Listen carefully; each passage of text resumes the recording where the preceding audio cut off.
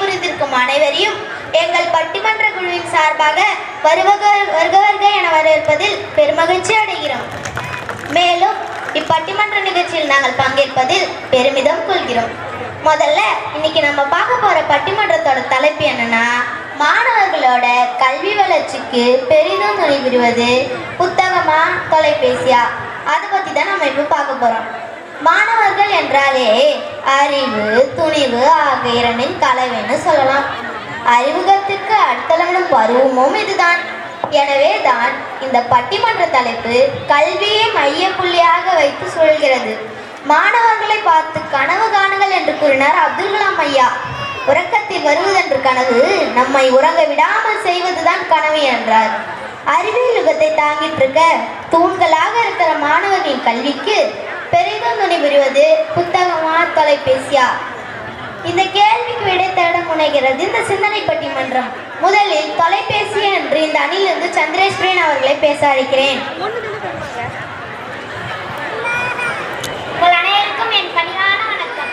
ஐயா நடுவர் அவர்களே, உள்ளங்கையில் உலகத்தையே அங்கு பார்க்கும் காலகட்டத்தில் இரவில் கிழிந்துமாகி போகும் புத்தகத்தை தேடும் மனிதர்களை பற்றி நான் உண்மையா சொல்ல, நம்ம அறிவியல் உலகத்துல வாழ்ந்து கொண்டிருக்கிறோம். பல புத்தகங்கள்லாம் படிச்சு என்ன செய்ய போறோம்? செல்பேசிக்குள்ளே உலகத்தையே சுற்றும் வேளையில் இன்டர்நெட்டில் எவ்வளவோ பாடங்கள் இருந்த இடத்திலேயே மாணவர்கள் கத்துக்கிறாங்க. ஐயா விஞ்ஞானம் எவ்வளவோ முன்னேறிக்கீங்க ஐயா. செவ்வாய் கிரகத்திலே மனுஷங்களை குடியேற்றத்துக்கு ஆராய்ச்சி நடக்குது. இந்த நவீன காலத்துல இவங்க என்ன தெரிஞ்சுக்க போறாங்கன்னு தெரியல, எதை புத்தகத்துல படிச்சு என்ன தெரிஞ்சுக்க போறாங்கன்னு தெரியல, எதை சாதிக்க போறாங்கன்னு தெரியல ஐயா. அறிவை விரிவு செய்யணும் பாவேந்தர் கூறினார். நம் நேரத்தையும் அறிவையும் புத்தகம் என்ற பெயரில் வீணாக்கி கொண்டிருக்கிறோம். இப்ப வர காலங்கள்ல ஆசிரியர் மற்றும் மாணவர்களின் இடைவெளி குறைந்து வருகிறது.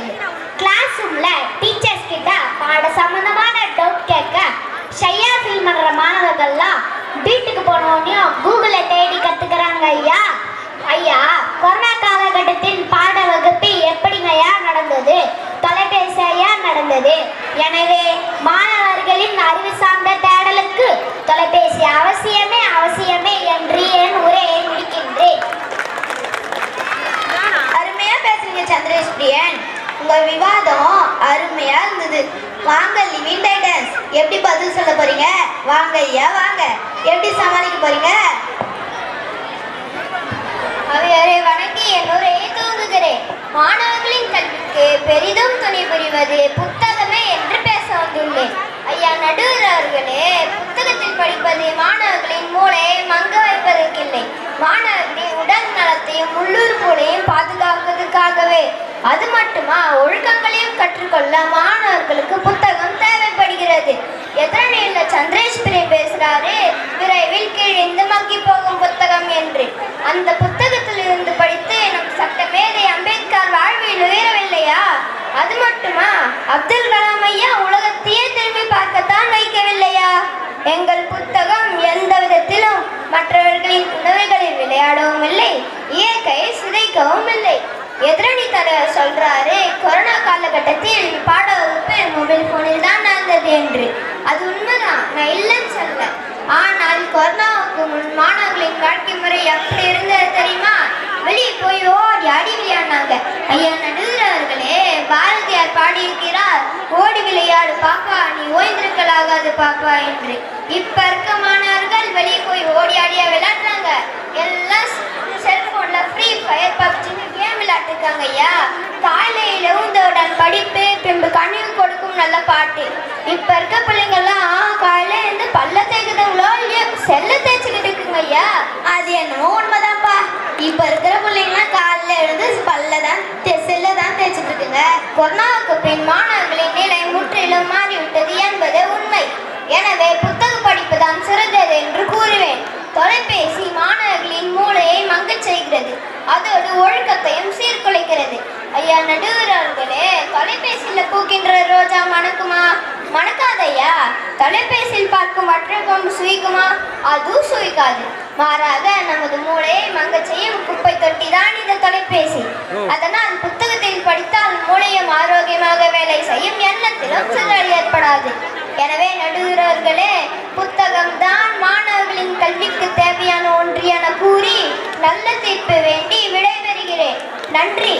அடேயப்பா, லிவிங் டைட்டஸ் வார்த்தைக்குள் மின்னிய வரலாறு புதிய வெளிச்சத்தையே காட்டிடுச்சுப்பா.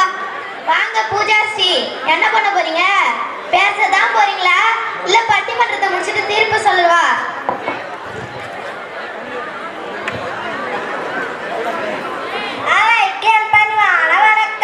எனக்கு உறுதுணையாக உள்ள தொலைபேசியை வணங்கி தொடங்குகிறேன். ஐயா நடுவர் அவர்களே, எங்க ஊர்ல ஒரு சனவட சொல்லுவாங்க, பகுமான கோழி பறந்துகிட்டே முட்டை போட்டுச்சான். என்னம்மா சொல்றீங்க? பகுமான கோழி பறந்துகிட்டு முட்டை போடுச்சா? நீங்க என்ன சொல்றீங்கன்னு ஒன்னும் புரியல. சரி, தலைப்புக்கு வாங்கம்மா. இல்லங்க ஐயா, வெட்டி பெருமைக்காகவே வீராப்பா பேசுவதை பற்றி தான் சொல்ல வந்தேன். இதுல வேடிக்கை என்னன்னா, அம்பேத்கர் ஐயாவையும் அப்துல் கலாம் ஐயாவையும் வேற சாட்சிக்கு இருக்கிறாங்க. மொபைல் போனை பயன்படுத்தி முன்னேற்றம் அடைந்தவர் எவ்வளோ பேர் இருக்கிறாங்க. அதெல்லாம் உங்களுக்கு தெரியலையா? இல்லைன்னா இதெல்லாம் தொலைபேசியை பயன்படுத்ததா இல்லையா? ஐயா, ஒரு புத்தகத்துல ஒரு தலைப்பு பத்தின குறிப்புகள் மட்டுமே இருக்கும். அந்த தலைப்பு சார்ந்த வேறு தகவல் என்னன்னா நம்ம வேற புத்தகத்தை தானே ஐயா எடுத்து படிக்கணும். அதுவும் எல்லா தலைப்பு புத்தகங்களும் நம்ம கிட்ட இருக்குமானா கேள்விக்குறிதான். ஆனா நம்ம மொபைல் போன்ல எப்ப வேண்டுமானாலும் எங்க வேண்டுமானாலும் தேடி படித்துக்கலாம். ஐயா, அப்பெல்லாம் தண்ணி கிடைத்தாதான் ஐயா நல்ல ஊரு. ஆனா இப்ப 4G 5G டவர் கிடைத்தாதான் ஐயா நல்ல ஊரு. அது மட்டுமா, ஒரு இங்கிலீஷ் வேர்டுக்கு தமிழ் மீனிங் தெரியலனா முன்னெல்லாம் எதுங்க ஐயா டிக்ஷனரி எடுத்து தேடுவோம். ஆனா இப்ப மொபைல் போன்ல நிறைய ஆப் இருக்கு. தமிழ் டிக்ஷனரி ஆப் இருக்கு, கூகுள் டிரான்ஸ்லேட் ஆப் இருக்கு. ஒரு சாதாரண நேரத்துல எல்லாத்தையும் தேடி படித்துக்கலாம் ஐயா. அந்த காலத்துல சினிமால என்.எஸ். கிருஷ்ணன் அவர்கள் பாடிக்கிறாரு, படிக்க கருவேனன். உங்களுக்கு தெரியலையா? நான் பாடுறேன், கேளுங்க. நெல்லு குத்த மாவரைக்க நீர் இறைக்க மிஷினு, அல்லும் பகலும் மாட்டி அடிக்க அதுக்கு ஒரு மிஷினு, கொல்லபுரத்துல கலக்கணும் குளிர் மிஷினு, கூட வைக்கணும் பள்ளிக்கூடத்துக்கு பிள்ளைங்க பகாம படிக்க கருவி பண்ணிய வைக்கணும் என்று அந்த காலத்திலே படிக்க கருவி கேட்டா நம்ம என்.எஸ். கிருஷ்ணன் அவர்கள். அது என்னமோ உண்மைதான்பா. அந்த காலத்துல கிணத்துல நீர் இறைச்சாங்க, கையில மாவு அரைச்சாங்க, குனிஞ்சு நிமிந்து வேலை செஞ்சு உடம்போ ஆரோக்கியமா இருந்தது.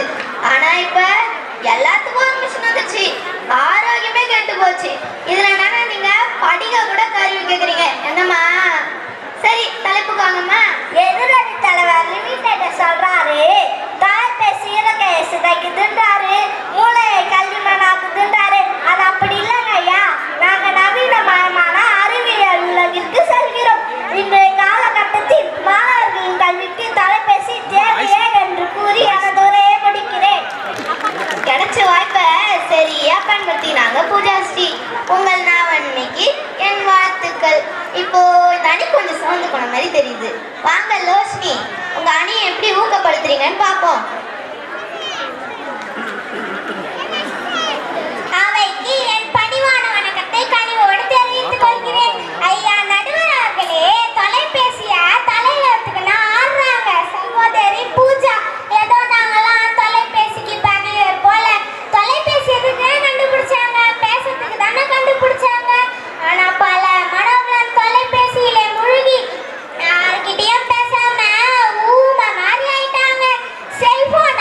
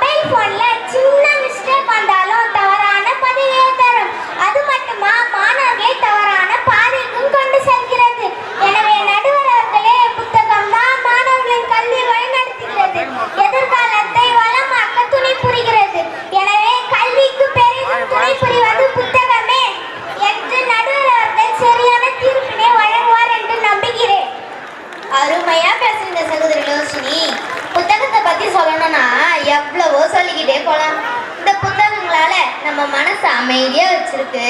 அது மட்டும் இல்லாம இந்த புத்தகங்கள்லாம் நீண்ட காலமா பயன்படுத்தலாம். இந்த புத்தகங்களால நமக்கு படிக்கிற பழக்கமும் உண்டாகுது.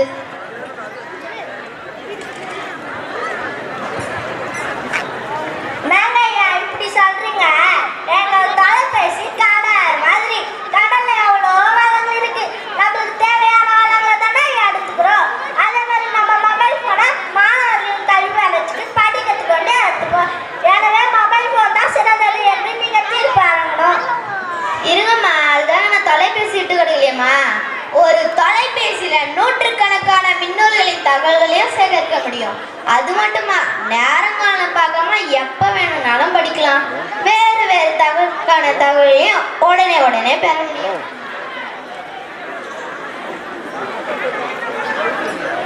ஐயா, எங்கள் புத்தகம் எந்த இடத்திலும் சலிப்பதில்லை.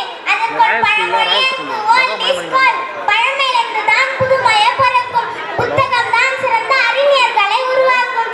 எனவே நடுவர்களே, புத்தகம் தான் சிறந்தது என்று நீங்கள் தீர்ப்பு வழங்கணும்.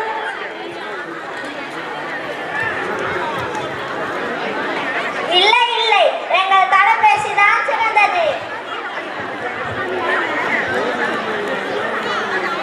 இல்லை, எங்கள் புத்தகம் தான் சிறந்தது. இருங்கம்மா, விட்டா எங்க கொடாடி சந்திரி வந்துடும் போல இருக்கே. நான் இன்னும் தீர்ப்பே சொல்லலம்மா. இங்க பாருங்க, அடுத்தடுத்து நிறைய கலை நிகழ்ச்சிகள்லாம் இருக்கு. மாணவர்கள்லாம் கலை நிகழ்ச்சிக்காக ரெடியா வெயிட் பண்ணிட்டு இருக்காங்க. நம்ம விவாதத்தெல்லாம் ஒரு வாரம் கட்டிட்டு இப்போ ஒரு முடிவுக்கு வருவோம்.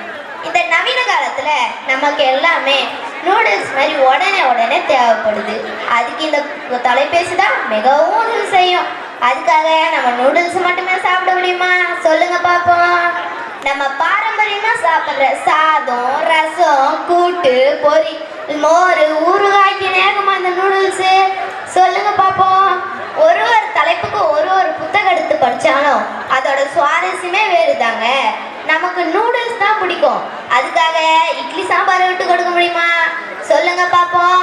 புதுசு வந்துடுச்சு பழசுடணும்னு அவசியம் இல்லைங்க. நமக்கு தேவையானதை நாம தாங்க தேவையறிஞ்சு பயன்படுத்தணும். தேவைக்கு மீறின எதுவுமே இந்த உலகத்துல ஆபத்து தாங்க. புத்தகமோ தொலைபேசியும் ரயில் தண்டவாளம் போல இருந்துச்சுன்னா தான் நம்ம கல்வி வளர்ச்சி பாதையும் ரயில் வண்டி பயணம் போல தொடர்ச்சியாகவும் இருக்கும், வேகமாகவும் இருக்கும். எனவே மாணவர்களாகிய நீங்கள் புத்தகமோ தொலைபேசியோ உங்க தேவைக்கு மட்டும் பயன்படுத்தி கல்வி வளர்ச்சி பாதையில பல சாதனைகளை புரிந்து புதிய உச்சத்தை தொட எங்கள் பட்டிமன்ற குழுவின் சார்பாக வாழ்த்துக்களை தெரிவித்துக் கொள்கிறோம். நன்றி, வணக்கம்.